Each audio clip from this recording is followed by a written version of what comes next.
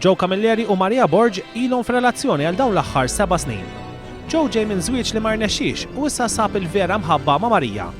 Ix-xewqa tagħhom hija li jiżżewġu, iżda l-liġijiet kif huma ma jippermettux dan għaldaqstant qed ikollhom jikkoabitaw.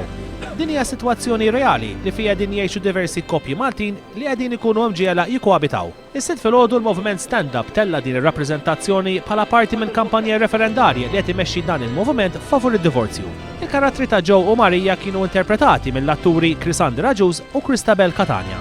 Naf ħafna nies li għaddej minn din is-sitwazzjoni, biss anke aħna u mixin, tibda ġimgħa nies isma' jien 20 sena ta' nistenna biex niżżewweġ, kważi kull ma tittamel timxi ftit il-belt u tmisshom daw is-sitwazzjonijiet li hemm. Nies qed ibatu hija kwistjoni ta' tolleranza li koppji m'għandhom bżonnu imma hemm min għandu bżonnu jista' jagħtih dan iċ-ċans.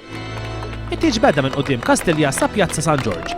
F'isem Stand Up, Nikita Alawango saħqet li fit-28 ta' Mejju il-poplu se jkun qed jivvota għal divorzju responsabbli.